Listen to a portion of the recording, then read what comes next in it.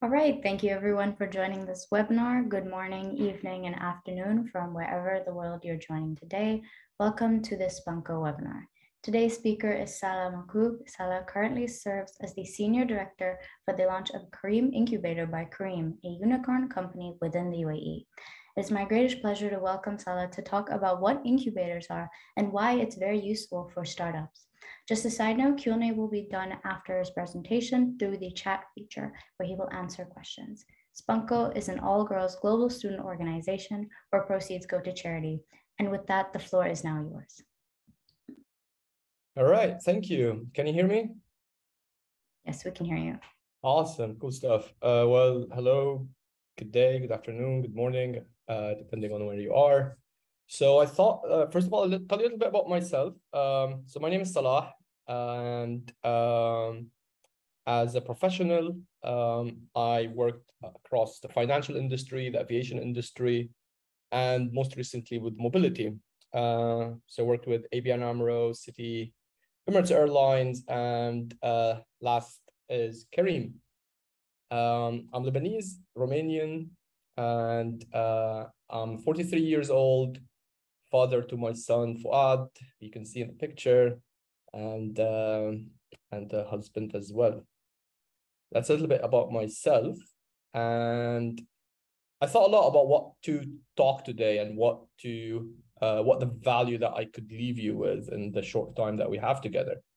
And I could talk to you all day about incubators, but I thought that maybe if we talk about something different, it would perhaps have a little bit more value. And I'll talk about some personal growth factors that helped me through my life, through my career. And I hope that you could learn from that and leave today with some knowledge gained. And if you want to talk about incubators one day, more than happy to explain to you what they are and how they operate and what they do. I just thought that hopefully this could add more value to you. So the first thing I want to talk about is purpose, right? And not the grand definition of purpose, right? I want to talk to you about finding your signature skill, right? So every person has something unique that they're so good at, right? And it's all about finding what that is, right? And usually, at least for me, right, it came later in life, actually. It came when I was working with Emirates, right? And as I said, I started my career early in banking, and that was post-graduating from school. And back then, I studied computer science, right? And computer science was such a competitive field, right? You have very smart people working in that, and I couldn't find a competitive edge, right? I couldn't find what could make me special, or what could make you unique, or where could companies see the value in what I have to offer, right? So early on, I found my signature skill, and the signature skill in the early stage of my career was being a bridge, right? And the bridge was connecting the tech world, right? And I'm talking way back, talking about 2001, right? And that was the bridge for me, was connecting the tech world to the business world, right? And that's what I did in banking. I was able to take complex computeral systems, complex problems, right? And translate that into business language, right? And people found a lot of value in that, right? People were able to relate to it because we had a group of people on the business side that were like, there's tech, we don't know what to do with it. And I had understanding of that, and I was able to find a nice positioning, right, in that space. More importantly, it was something that I loved to do, right? And usually you would find your signature skill around the things that you really love to do, the things that could add value to the world, right?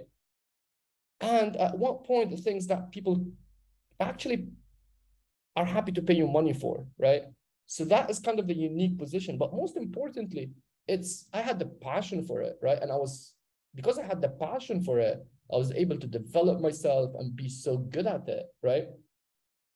So that was kind of where it all comes together, right? And you feel excited about what you're doing. You feel a bit of, hey, I woke up today and I'm heading to my job and I feel so fulfilled that I'm doing this, right? It wasn't a super important job back then. It wasn't something that pays crazy money or anything, but I was happy, right? Because I was doing something which fulfilled me, which made me realize that I'm a better person, I'm a better individual, and I'm adding a lot of value, right? A lot of value to my stakeholders, a lot of value to myself, to my family, to everyone around it. And that kind of is the purpose that I want to talk about, is finding what is your unique signature skill, right? And everybody has that. Everybody has something which they're so good at that nobody else is good at. And then once you find that, that enables you to excel, to unlock, and to reach, let's say, your potential in what you want to do. And then the other thing I want to tell you about is, and that, again, I said, like, that was the early part of my career, right? And then somewhere around 2015, right, I had another kind of inflection point. And back then, I was inspired. I was inspired by, I don't know if you're familiar with His Highness Sheikh Mohammed bin Rashid Al Maktoum, who's the ruler of Dubai and the Prime Minister of the UAE. He actually, and I'll talk a little bit about idols, right? He's an idol for me. I really have a huge respect for what he's done in life, what he's done for his people, for his country, and for all of us living here. And back in 2015, he actually tweeted, right? And look at the beauty of the systems that we have today and the access that we have, right? From the social media tools and from the great exposure that we get to know a lot more about the people that we follow or we're interested to learn more about, right? And back then in 2015, he tweeted and he said, I want to make Dubai the aviation capital of the world, right? In Dubai, we were at that stage where we had the largest airport, the biggest foot traffic, biggest airline, best airline, I would say. And then there was a greater objective, right? How could we make Dubai the aviation capital of the world, right? And I reflected quite a lot on that. And that's when I found my next purpose. And my next purpose was to play another bridge, right? I love being a bridge for some reason. And that other bridge was, how can I connect? Because I was working all my life in corporates and big institutions. And then my reflection point was, how can I connect the startup ecosystem, right?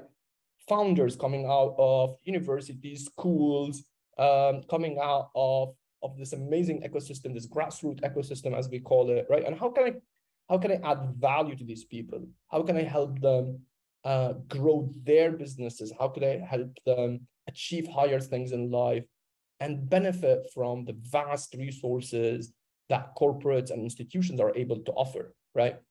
And for me, that was the first time when I thought about, I want to create an incubator, right? And the incubator back then was called Intilaq. And Intilaq grew from a very small idea, right? It was a seed idea that we went and pitched and we said, hey, we want to do something. We want to help these young kids. We want to inspire people to do better, right? But, we were at one point close to just big businesses, right? And how could we change that? And the answer was, for me, I want to create this incubator. So we went on, we got all the approvals as we do in corporates and all that, and we launched an incubator. And it started with such a small idea, and I tell you now, like, year by year, it kept growing, it kept receiving traction. And the impact we had after like a few years was amazing. I think more than $1 million was given in funding. We created so many jobs. We helped so many people change their lives, right? And all that came because of purpose, because of that signature skill, right? I was like, hey, I can do this, right? And you have to believe in that sometimes, right? You have to really trust that you're able to do it. And you can never do it alone, right? And that's where I want to talk to you a little bit about these things, right? So like, it was super important for me in that point in my career to be surrounded by by the right people, right? And I want to talk to you a little bit more about idols and mentors, right? But also you need a very strong network around you, right? And networking is a skill, right? It's not something that happens. It's not something that just happens randomly or happens by chance. You actually need to work super hard at curating your network, right? And we're blessed. We're blessed because we're living in an age where we have such amazing tools at our disposal, right? I could go to LinkedIn and I could literally reach anyone in the world. Like, and I literally mean anyone in the world. I'll just send them, hey, I want to connect with you. I want to learn from you. I want to talk to you. I want to be, you know what I mean? And people are so amazing these days. Like, not all, obviously, but like a lot of people are so amazing with their time, right? And they're so giving and so understanding. And I lived that, right? So I built a network of people around me that understood that. I had no clue what an incubator is, right? Or for that sense, how one operates or how one functions, right? I had to learn. And learning was enabled through me through the network that I created, right? And trust me, I had a big network in the corporate world, I had a big network in the business world, but none in the startup ecosystem, right? So I had to literally start it from scratch, had to do a lot of research, right? So research is super important to understand who are these people that you want to talk to, right? Let's say you want to, I don't know, you want to build a foam factory, right? So you need to map the ecosystem. You need to understand, all right, who are players that have done foam factories before? Or, hey, I want to launch a cloud kitchen, right? It's a very new concept all around the world, right? So what you need to do is do your research, right? You need to do a lot of reading, a lot of searching online, right? LinkedIn is one of my favorite tools. And obviously then we have so much more these days, right? You could go to YouTube, watch some videos and learn how to do anything, right? Like that's how I do most of my cooking recipes. I go to YouTube and I was like, okay, how can I make the best eggs in the world for my son, right? And in 5 minutes I could do it. And that's how I learned about most of my subjects, right? Be it a business case, be it how to prepare a presentation or whatever it is, right? And then obviously you have different tools available also in terms of online books, online podcasts that can teach you so much, etc. But most importantly, I think I come back to the main point, which is everybody needs to curate a network, right? And the network needs to serve a purpose, right? And then you could connect, you could learn, and especially from people that have done these things before, right? So that's network. The second thing that I want to quickly like touch upon is people. You need to surround yourself by good people, right? And that's on a personal level, right? So the only thing that you could really not substitute these days is time, right? So time is the only thing that you can't get back, right? And the time you spend with the people that is your choice, right? So you could spend it and do nothing with it, right? Be it whatever it is, or you could choose to have a purpose in spending your time and surrounding yourself with the people that could teach you something, right? I love to surround myself with people that teach me how to raise my son better, right? How can I teach him valuable things in life? How could I make him grow up in a better way? I like to surround myself with people that talk about innovation, talk about growth, talk about startup ecosystem, right? Because that's quite close to me, right?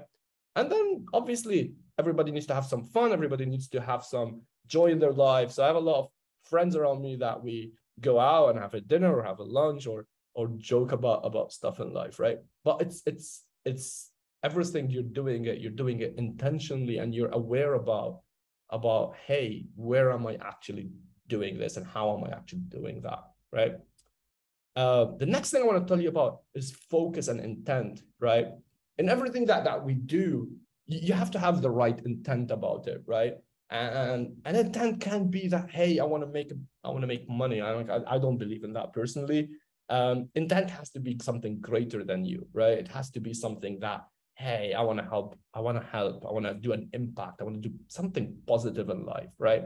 And once you have that positive intent, everything, you will see that everything around you would come and help you fulfill that, right?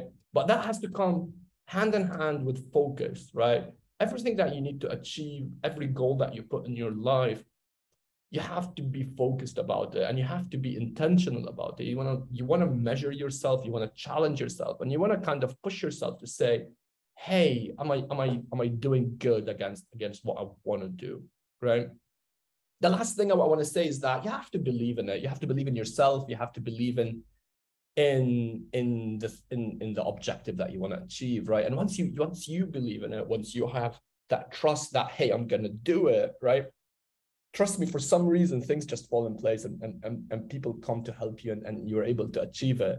So that's kind of the beauty of self-realization, right? Now I don't want to bore you too much with philosophical things, but I want to touch base upon two major important things, and that's something that I found quite impactful in my own life, right? And I was able to kind of live by these things and achieve some of the success that I had through these things, right? I want to talk a little bit about idols, right? I truly believe that everybody in their life needs to have idols, right? And you ask me like why, right? Idols for me are these people that, most importantly, they inspire you, right? They have to be those people that you say, oh my goodness, how did they do that, right? And once you have that connection with an idol, right, then it becomes a matter of, and every time, if you have an idol, or if you one day choose to have an idol, you will realize that every time they do something great, right, you will feel super positive and super empowered by it, right? And you will feel like, hey, yes, that's my idol. That's why I love this girl or guy, right? And you will feel that self-fulfillment as well. And idols are also people that they've come through struggles, right? They've come through life. They've done impossible things that we never thought are possible, right? And they actually made it, right? So there are like these examples for us that remind us, right? That remind us that, hey, nothing is impossible if you actually work hard, if you actually put the right focus, if you have the right determination and the right mindset, right? And if you surround yourself, as we said, with all these things that we talked about, right? It's possible, it happens, right?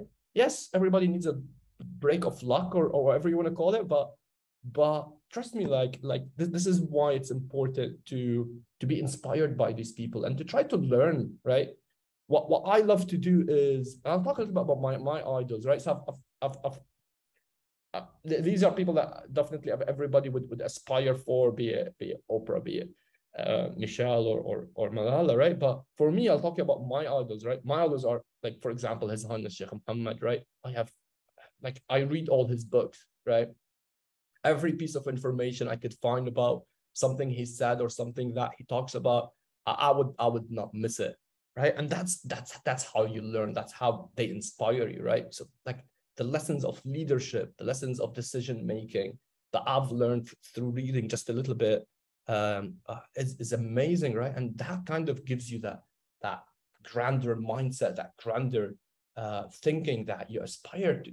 I mean, I think few people could aspire to that, but you know what I mean? It kind of gets you going, right? And there's so much to learn from these people, right? Another favorite of mine is obviously Muhammad Ali, and for those of you who know his story, right?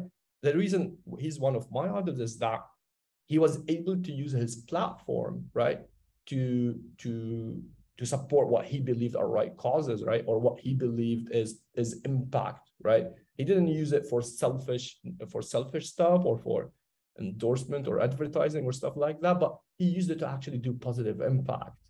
And the last one, and this is maybe a bit unique to myself, and he's a football coach, right? The reason I read from him and I follow him and I try to learn is that he made something possible that a lot of people didn't think is possible, right? He came into the top of the football world, coming from a very humble background, coming from a very non-football related background. So usually all famous football players end up being coaches, right? He's the one that isn't, right? And for me, that kind of I fell in love with his story and with the way he was able to achieve that, right? And some people hate him, some people love him, but that's why your idol is your idol, right? It's people that you relate to, people that inspire you, and people that you need to believe like, hey, this is something this is someone I want to learn from, right? And the last thing I'll talk about before I'll let you have a lot of I don't know, I hope you have questions, but the last thing I want to talk about is mentors, right? And everybody underestimates the importance of having mentors in your life, right? I surround myself constantly with mentors, right? And I surround myself mentors for different things, right? So there's people that I go to be mentored about life, right? To be mentored about how to be a better person, how to be a better individual, right? How to go about certain things in life and how to be able to fulfill my purpose, right? And to wake up every day feeling a bit that he left something in this world, right? So that's one side of it, and then there's a lot of not a lot. There's mentors I talk to about professional stuff, right? How could I progress in my career? How could I do ABC better, right? And trust me, everybody needs them in their life. Everybody underestimates how important they are. And the few things that I want you to focus on is finding a mentor, right? And it's super important because most importantly, you set goals with mentors, right? And if a mentor is good and they're good at what they're doing, they will make sure that they hold you accountable to your goals, right? And there's nothing better than knowing that someone's asking you the question, right? And it's not about it could be about anything, right? Like for example, I talk to my mentor and I'm like, hey, I want to be in this space in like, let's say by the end of the year, right? And then we will sit down and say, all right, what do you need to do to achieve that, right? And it's mostly self-reflection. And then I'll be like, yeah, I need to learn about ABC. And then they were like, okay, like, well, how long do you think that will take, right? And then you'll be like, okay, maybe like 4 or 5 weeks to learn this skill, right? And the beauty of it is that when I sit with him next time, right, he will ask me, he's like, hey, by the way, you told me that you're gonna learn about this subject, right? Where are you with it, right? And sometimes it's like, hey, like life happened, I don't know, like got distracted, right? But the important thing is that there's someone there asking you the question and keeping you honest, right? Keeping you honest to yourself and to what your plan is and what you want to achieve, right? And as I said, like it doesn't have to be the grand plan of how could I go about it and how could I change the world, right? It could be something super personal to you and super fulfilling to yourself, right? And that's up to you. That's up to whatever you want to do, right?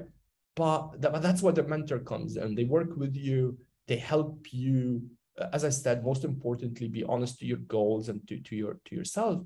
And then there's also mentors that add to your life, right? They could be mentors in the business field that you're in. There could be mentors in the educational field that you're in. They could be mentors that have better experience than you, right? That have been through what you want to go through and could teach you and share with you lessons from their own experiences, right? And sometimes, again, these lessons are up for you, right? You could choose to implement, you could choose not to, right? But it's important to also understand, hey, where have people failed, right? And I truly believe that the best experience is from failure, right? And sometimes you don't have to fail yourself, right? The best thing is if you could learn from someone that actually made a mistake and then you could learn from it, right? And that's super important, right? The last thing that I find super important in mentors is that, and it links back to the network thing, right? Is that sometimes they open up a lot of networks for you, right? And they were like, hey, by the way, you want to do this? Maybe you should talk to my friend in this place, right? He could maybe help your advice, and that's super valuable, super important. Anyways, I mean, like you could all go and learn a lot more about these things and dig a lot more into it. I don't know. I hope you found this valuable. I'll stop sharing now, and I don't know if you. Oh wow! Look how many people there here. Sorry, I didn't even. I thought there's like 4 people. Hey everyone. So I don't know. Do we have questions? Do we have any things to? Yeah. Yeah, so thank you so much for this presentation. It was really insightful, and I think all of what you said was very important in furthering careers, but also just personal growth. So we do have a few questions here from the audience. Sure. I just saw a question like, what does Kareem Incubator do? I'm more than happy to cover that, and maybe in a bit. Whatever you want to do. All right. So the first question that we have here, and I think we'll just go in order of when the question was said. So this was just the oldest one. So it's any tips on how to find what you're good at and what makes you unique? Yeah, that's a $1 million question. Everybody has their own process of going through it, right? Now, what I could tell you is, and it depends. Sorry, can I know a little bit more about the person? Like what are they doing today? What stage in their life they're in? Just to be able to add a little bit more context to it. Sure. So if the person could, little elaboration on it, but I think for the sake of time, we will move on just with questions. All right, no problem. So basically, I think finding your signature skill is all about realizing, if you're super early on and you're in college and things like that, right? What I usually tell people is try to meet up with all these different people about these things that you think you want to do, right? So let's say, for example, when I decided what I want to learn about, what I want to study about, there were like 5 subjects that I was interested in, right? And then I went and spent time with different people, right? And in some instances I took internships, right? And I started working in some of these things, and I was like, oh, I would hate my life if I do this, right? And then I was like, oh, I would love to do that kind of thing, right? So super important early on is to have time to try, if possible, if not to speak to some people that have been in these things and try to do it. Now, if you're later in your stage, if you're kind of past that and you're already in a job or in a skill, etc., right? You will find automatically that you're pivoting towards something, right? So as I said, like when I was in banking, right, or although I started programming and doing like coding and stuff, I never found myself able to compete in that space, right? So I had automatically found the pivot, right? And the pivot was, okay, that I'm good in representing those things to business people, right? So it's very natural, and the way and how you find that, hey, this is me, is once you feel super challenged by it and you feel you're excelling in it, right? It's kind of when you go through your day to day and you feel that, hey, it's not really kind of clicking, and then suddenly you're like, oh my goodness, I'm seeing so much value, so much progress, right? And you could validate that through your colleagues, through your managers, through your bosses that say, hey, by the way, this is amazing, right? And then that's the value. That's how you realize that you've hit your signature skill, right? A very nice parallel to this is like if you see basketball players, right? Sometimes they have unique shooting skills, right? And they have techniques about it. And then suddenly they find a very unique technique that fits them, right? And then they start hitting their shots. And that's the same feeling you get with your signature skill, is that you would feel you're kind of in a special zone, and your output is phenomenally better, and you're feeling a lot more relaxed about it, a lot more fulfilled in it. I hope this helps. I think it was a great answer. Yeah, I think trying out things, speaking to people is all very important. So the next question that we have here is, there's a little more to context. So consider you have a business idea and you haven't actualized it. How can you find a mentor to lead you through? This also kind of ties in with the next question. How do you find a mentor? Yeah, awesome. These are great questions. And basically, again, I think I've touched a little bit about it. So let's say, for example, right? And I went through these things myself in the past. I wanted to start, and I was 18 years old, I think. I didn't even start uni back then. I just graduated from school, and I wanted to start an online. Online was something super nerdy back in 1998, right? So not a lot of people had exposure to that, and I wanted to start an online business that rents cars, actually.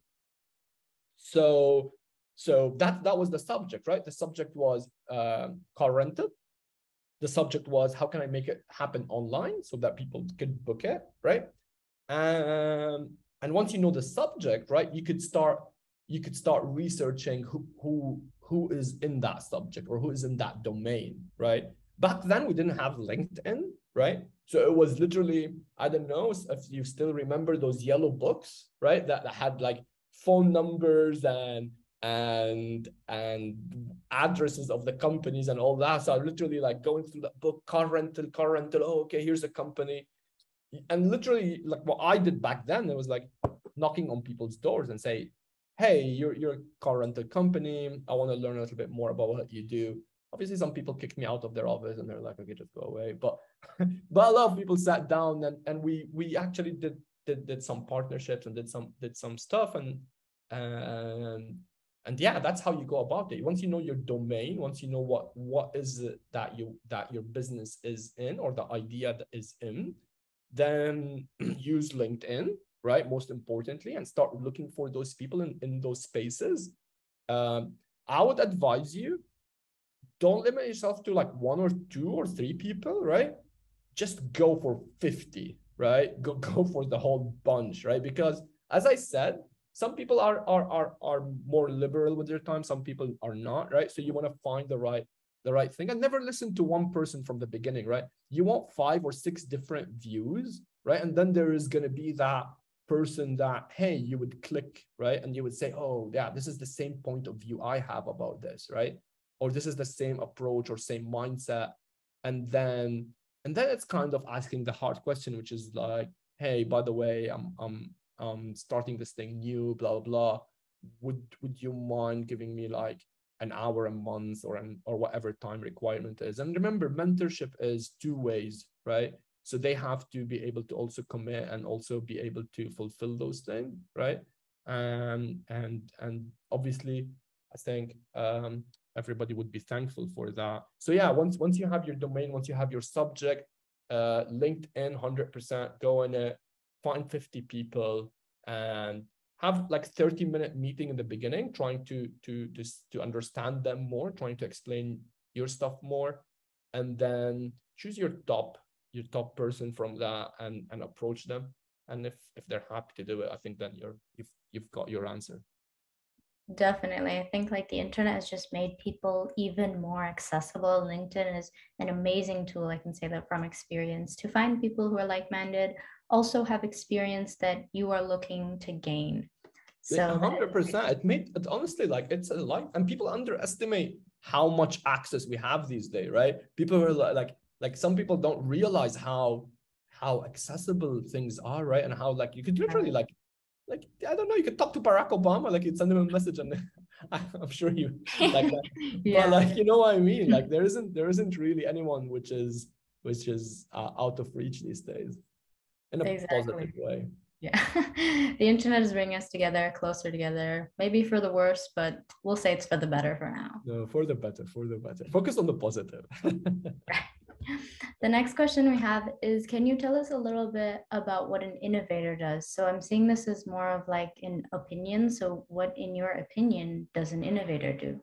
Yeah. There's different types of innovators, right? So there's I think people sometimes mistake innovation with innovators as well, right? And it's so much different, right? So innovators are people that invent something that didn't exist before, right? And usually, right, these things come out of necessity or need, right? So usually, I think if you research history and all that stuff, like if you look at things like how was the compass invented, right? It was because people were getting lost in at sea, right? If you look at, hey, like Edison inventing electricity or or the Watson brothers, right? Like whoever invented things in the past usually did it because there was a struggle, there was a need, and we needed something to be invented, right? So these are usually your definition about innovators, right, or inventors. Now, innovation in the other things is, right, is applying new tech, applying new ideas to things that we already have, right? So I would, like, for example, I was the head of innovation at Emirates before my job, right? And my job was to look for new things out there, right? It's how could I use artificial intelligence in the everyday life? How could I use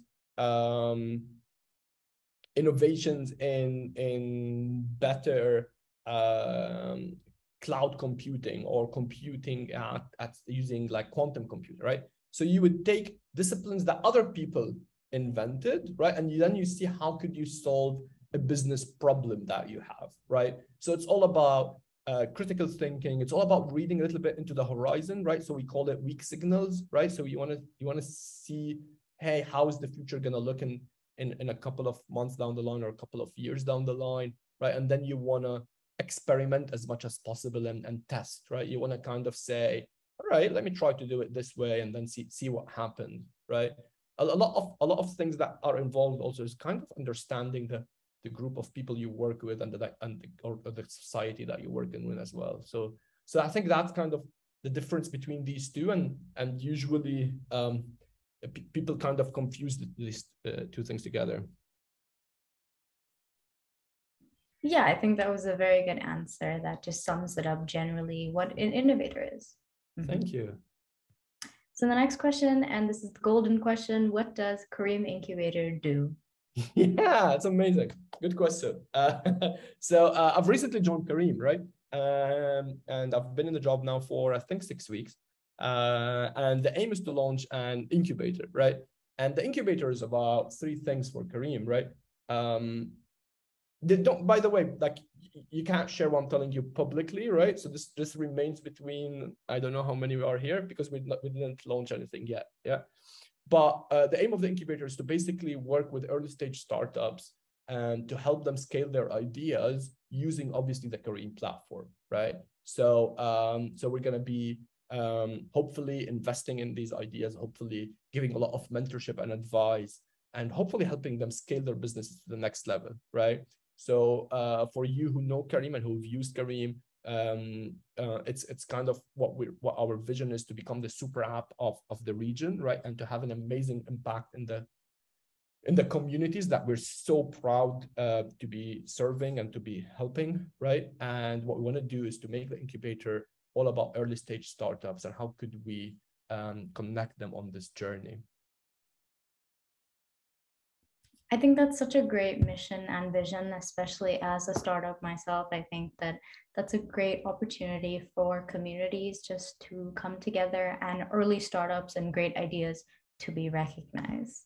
No, 100%. And I mean, like, and again, I don't want to talk about this a lot, but like, you would find the mission of Careem and the purpose of Careem quite a strong purpose, right?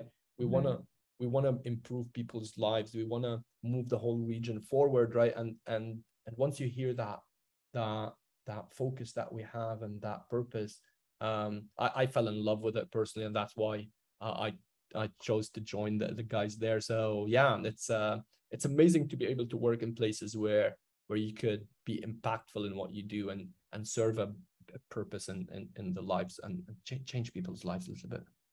I agree with that completely. The next question that we have here is definitely a different one, and it is, hello, SpunkGo and Salah. Thank you for having me. As a job seeker, what is the impact of a nonprofit in a CV? How can a nonprofit activity empower a CV? I'm not sure I'm an expert on this question or be able to answer it, but I think, like, again, I'm reflecting on this for just personally with you right now. I think anything you do enriches you, right? So anything that you choose to spend your time on and choose to to be able to spare what you are having to give, right, is something impactful, right? And I don't know what is it that you're doing in the nonprofit, but if it's something that is related to practical or occupational thing, right, then definitely that relates to your experience and enriches your experience and helps you enrich your resume in return, right?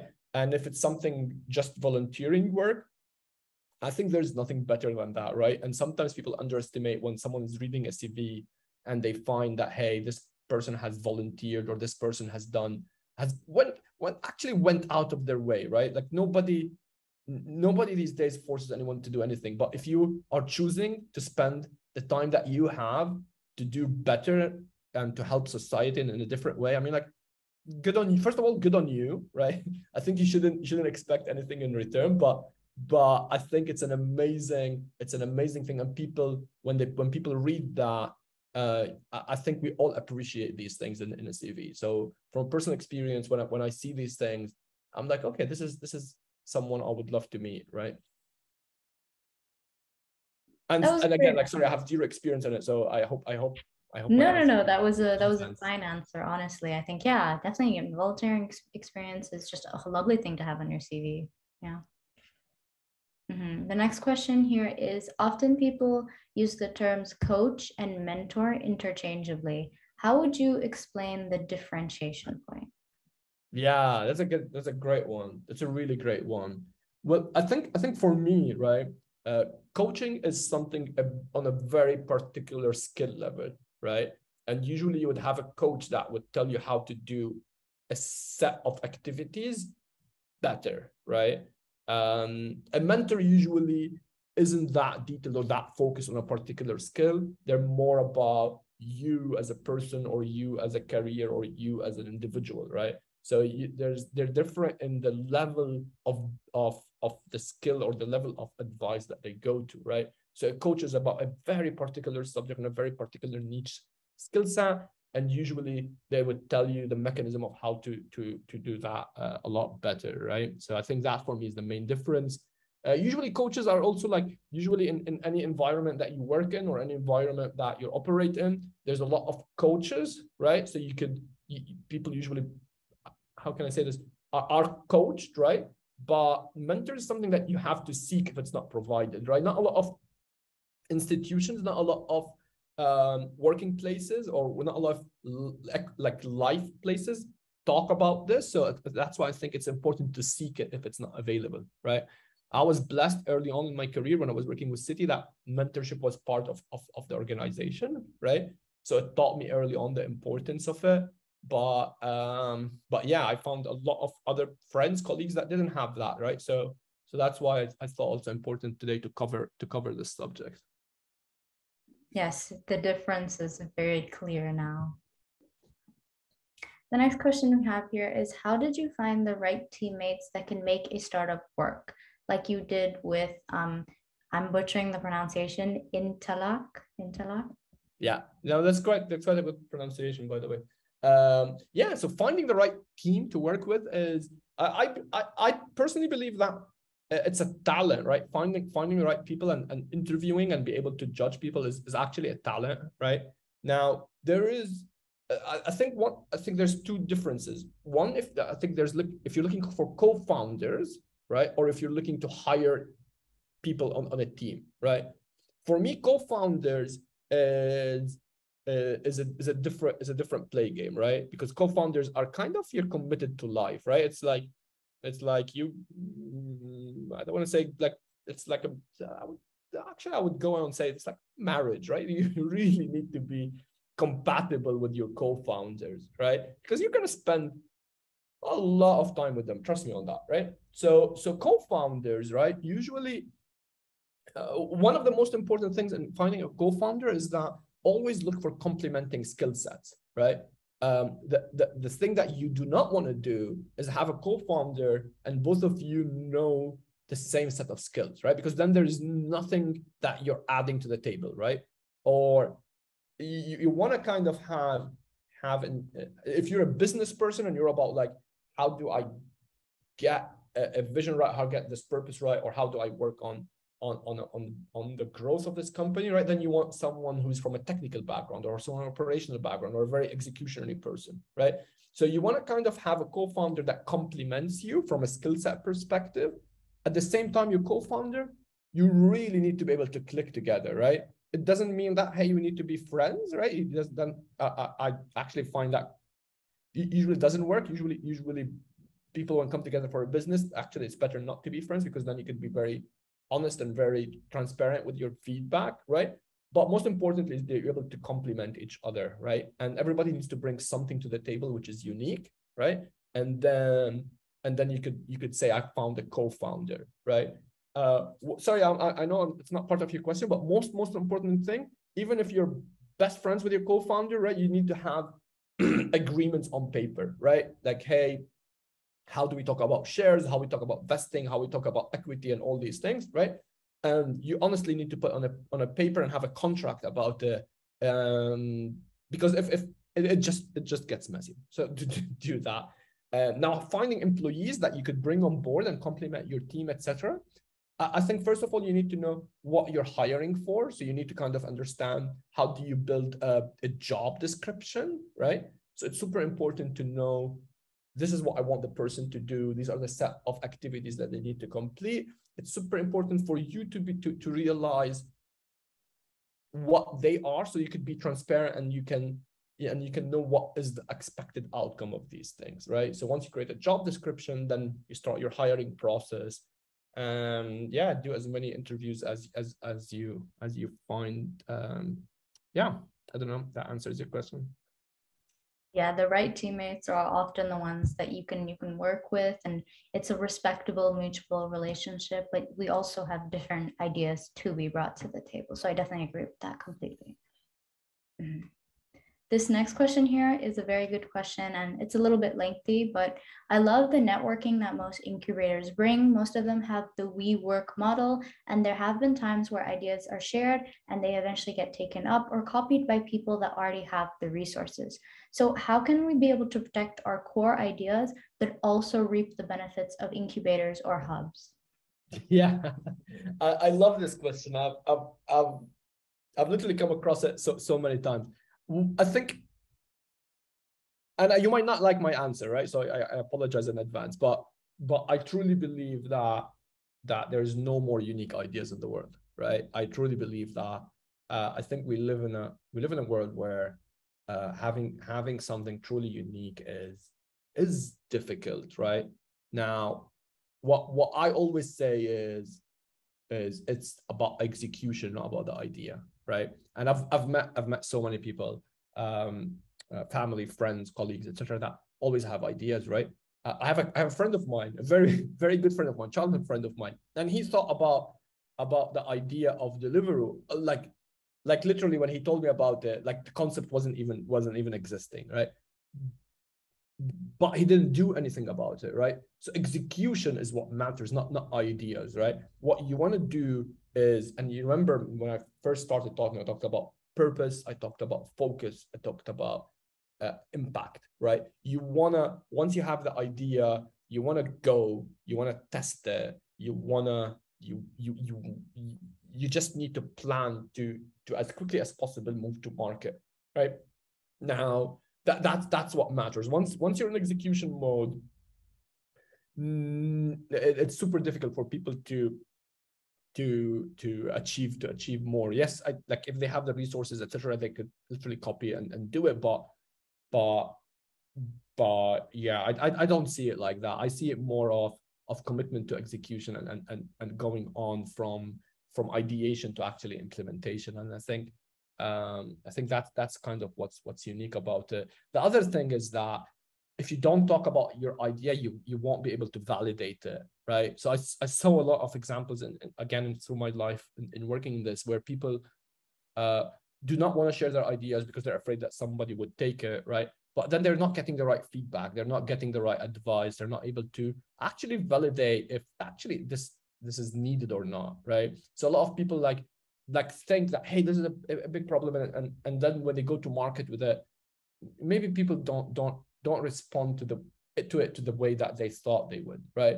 So I've I think if you want to weigh it, right, I think the benefits of sharing the idea and benefit of getting the feedback and getting all the necessary confirmations or validations outweighs the risk of someone stealing it in that sense, right?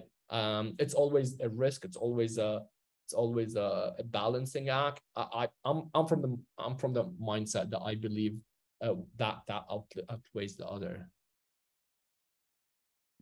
Right. Yeah, I think that was pretty solid. You do have to take the risk and see if it works. And you do keep in the back of your mind that the idea can be copied. But if it gets copied, I guess it's just a very, very good idea then. Yeah, and it's all about execution. You just want to hammer on an execution. Mm-hmm. So this will be our last question here. And it is a little bit similar to the first question that we had, and it is, how can we recognize the passion within us? So I think this is a very good question to just end off on and do a little bit of a recap. Yeah, I think again, like going back to what I said, I think you feel fulfilled with it, you feel happy with it, you feel that, hey, I've found it, right? You know when they tell you about this eureka moment, right? When somebody like finds that idea or that thing or that, right? It has to feel like that. It has to feel natural. It has to feel that like I'll give you an example. Like when I wanted to do incubators, I couldn't stop reading about it, right? I couldn't stop learning about it, right?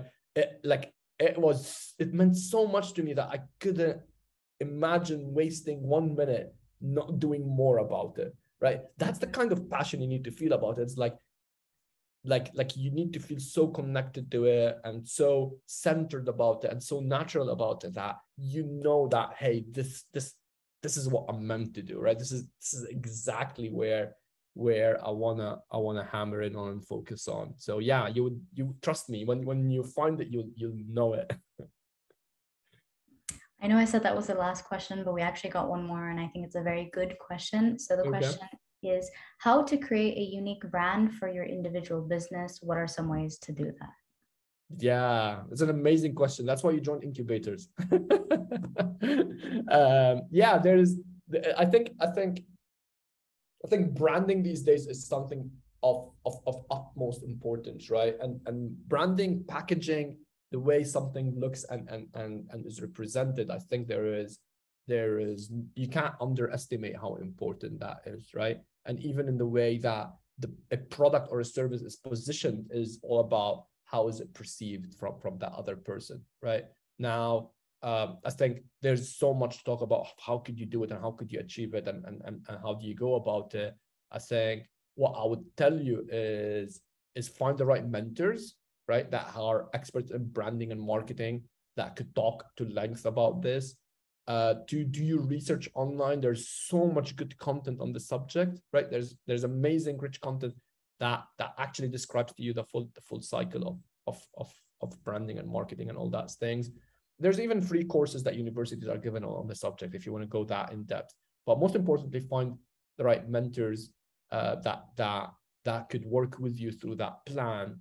The other way is to join incubator programs that actually have that part of their curriculum. So I remember at Intiloc, at Aviation X Lab, and hopefully now in the future one at Kareem, marketing, branding is part of the core things that we do, right? Because you want to make sure that whatever you're representing is being perceived in the way that you want it to, right? And I even found it sometimes. I sat down in these workshops where people, like, even their pitch, right? So even pitching their own idea, right, sometimes could be changed and could be done better, right? So sometimes you know what you want to do and you have so many different ways to say it, but the way that you chose to do that actually isn't the most ideal one, and that's where you need all the feedback and all the enhancements that people could support you with and help you with, right? Sorry, the last thing I'll touch upon this is that branding and marketing is not just about businesses, it's all about people, right? So be careful about your own personal brand, your own personal image, right? And the only advice I give you on this is that everything that you do, think about it as a newspaper, right? Would you be proud about seeing this in the news the next day, right? And that's how you should go about life in every aspect, right? So I think I'll stop there. Thank you so much, Salah, for this amazing session. It's been so good and it's been inspiring to all of our audience. Thank you to the audience too for being so engaging and for listening. If you need any more details, do visit our website, www.spunkgo.com. Thank you, everybody, and have a good day.